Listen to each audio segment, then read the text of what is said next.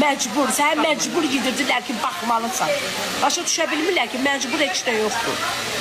Zorla gözəllik olmaz. Gənc nəsil məcburdur Cavan Zeynallıya baxmağa. Mənim sualıma cavab verirlər kişinin oğlu.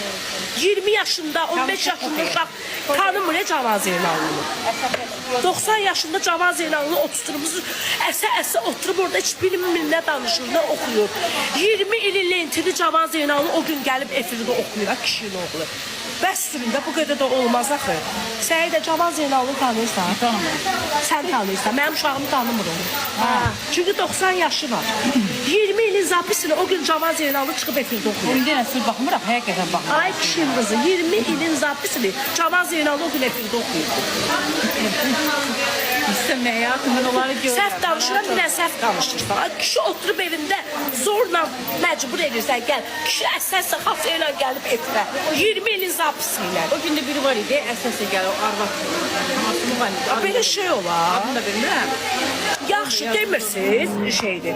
Nə lap əladır, nə lap yaxşıdır. Valla sən qorxundan deyirsən. Mənə ki, bu dastan olur, düzünü dilə. Buna görə sən heç kimi öldürməyəcək. Ta indi yox. İndi yox, onun vaxtı gedib. 20 ilin lentini çıxıb efirdə oxumaq nə demək ki? Netdə cızıldayır, bızıldayır, xırıldayır, qulaq olsun. Netdən də ki, əsər əlamət qalmıyor. Mən qızım yaman söyləyirlər.